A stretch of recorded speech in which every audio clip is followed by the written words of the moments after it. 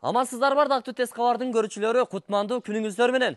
Бүгүнкү чыгарылышыбызда биз сиздерге шаардын ызычуусунан тажап шаардын четинен жер үй болсо алат элем деген кардарлар үчүн ушул 5 сотук жер аянтындагы толук курулушу аяктай элек ушул 6 бөлмөлүү жер үйдүн тез арада сатыла тургандыгын маалымдайбыз. Андыктан бул видеону аягына чейин күзөтүп барсаңыздар, биз сиздерге толук маалымат беребиз. Жери негизи 5 сотукка бир аз эле жетпей калат экен. Жердин төрүндө набайкана кылып иштете турган шарттар түзүлгөн. 2 тандыры бар. Анан ошо набайчылар иштей турган өзүнчө бир кухня орун алган. Сыртка ажатканасы жана бул жерде жашоого даяр 2-3 бөлмөлүү временка кураштырылган да, туташтырылган мына ушул чоң үйгө. Бул үйдүн жалпы узун туурасын айта турган болсок, 18ге 7. Тепкичти кошо турган болсок, анда 7,5 болуп калат агайын туугандар.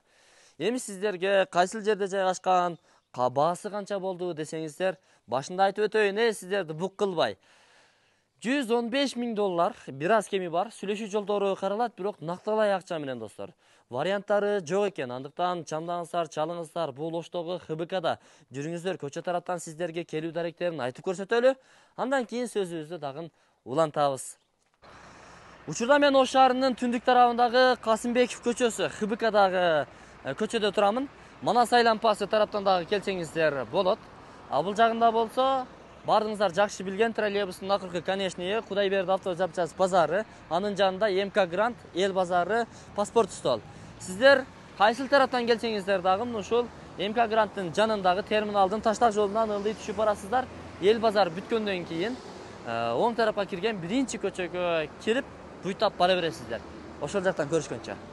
Биринчи көчө менен түз келгенде ал буйтап экинчи көчөгө өтөт. Ошондо экинчи көчө менен биринчи көчөнүн ортолугундагы үй дал ушул жерде оң тарапта жайгашкан. Мындан дагы түз барсаңыз, бул жерде мына сиздер көрүп турган чоң имарат, подвалы менен кошо мансар түптүү чоң цех, кийим тигүүчү цехи.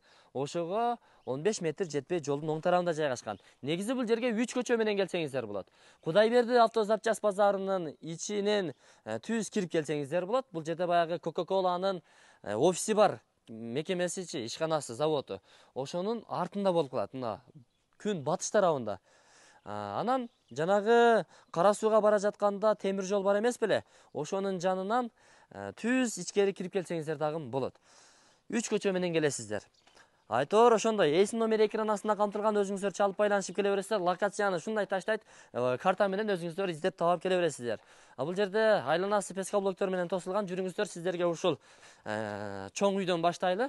1,5 кирпичте, бышкан кирпичте салынган. Мына өзүңүздөр көрүп турасыздар. Жүрүңүздөр эми.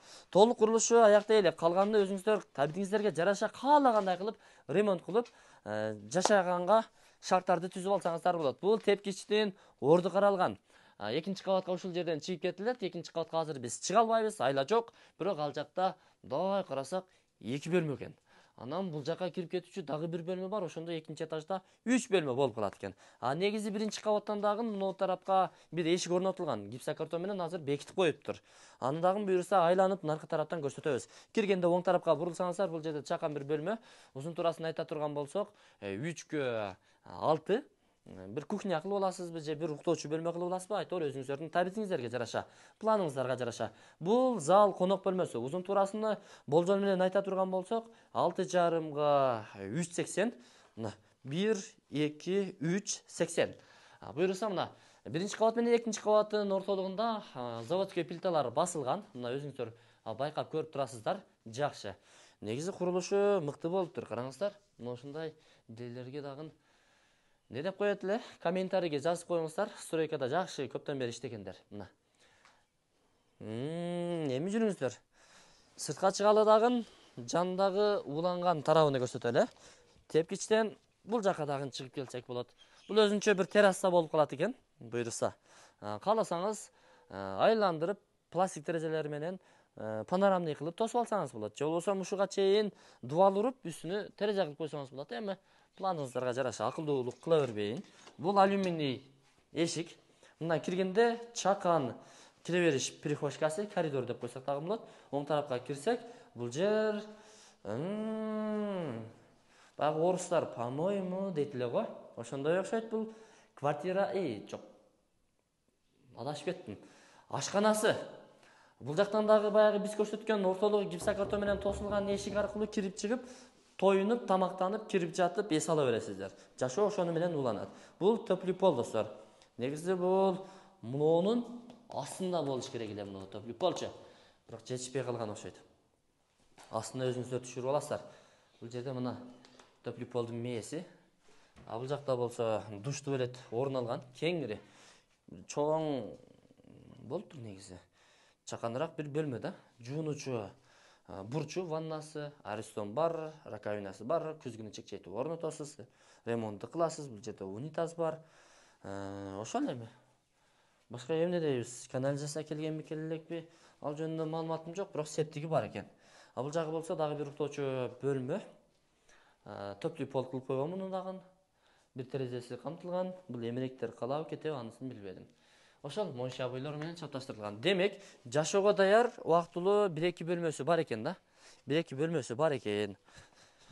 Ошол эми туугандар. Бул жерде шубака кум бар. Шагыл десеңиз шагыл бар. Дагы бир курулуштарды кура койсоңуздар болот. Бул жерде мына жүзүм бар экен. 1, 2, 3 түп жүзүм бар. Муну менен 4 түп.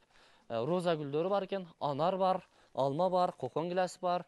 Анан эми аз келгенси мына терек дагы чыгып калыптыр. Бу теректи дагы чоңойтсоңуз бир нерсеге жарап калат. Эч болбосо азыр урганга таяк бар экен. Анар жагында дагы бир алма бар экен, жакшы. Бул жагында мына сырткы ажаткана. Үстү өзүнчө эле бир башкача. Бирок үстүн дагы пайдалансаңыздар болчу да экен. Жакшы. А бул жагында тандыр бар. Сырткы тандыр. Кадимки эле тандыр. А бул болсо самсанын тандыры. Же буга дагы нан жабабы айтор ошо ушундай 2 тандыр бар экен. Набай кана кылып иштетсеңиздер болот экен да, үйдө нан жаап сатып дегендейчи тиричилик кылсаңыздар болот. Анан бул жагы ошо набайчылардын өзүнүн бир иш бөлмөсү. Жакшы. Ошол туугандар, баасы $115.000 бир аз кеми бар. Сүйлөшүү жолдору каралат, документтер так сразу сиздерге өткөрүлүп берилет. Варианттары жок. Шаардын ызы чуусунан тажап, шаардын четинде бир жакшы бир үй болсо, ишиме кирип чыгып, барып келип иштей берем дей тургандар болсо, анда келиңиздер, алыңыздар. Азыр эми этаж үйдө, домдо жашаган деле анча кызыксыз болуп калды. Келиңиздер, ушундай жер үй алыңыздар. Бакча бар мына, короо бар дегендей, гүлдөрдү караңыздар, жүзүмдү багыңыздар, өнүңүздөр, өстүрүңүздөр. Мына аналар пышат. Өзүнчө эми кичине жаш өткөндөн кийин, пенсияга чыккандан кийин ушундай жерге чыгып, маза кылып жашаганга не жесин, туурабы? Небере чебере балдар эми ишке барып келип тиричилигин кыла берет. Деп эле чоң ата болуп акыл үйрөтө берейин, туугандар. Эми өзүңүздөр билесиздер. Ой бекерго, сөз бекерго сүйлөп койдук эми. Жакса лайк басыңыздар, жакпаса тим эле угуп коюңуздар достор. Ушул үй сатылат. Жакшы обзор кылганга аракет кылдык. Калган маалыматтарды ээсинин номери экран астында камтылган, өзүңүздөр чалып байланышып келе бересиздер. Артындагы мына септиктен көрсөтүп коелу, мына септик бар. Ано тетиги бурчта болсо отун бар экен достор. Отунду эми жакшылыктарга, тандырга нан жапканда иштетип бересиздер. $115.000 кеми бар. Сүйлөшөсүздөр. Мен бул чыгарылышты жыйынтыктадым. Аманчылыкта жолугушканча. Ассаламу алейкум.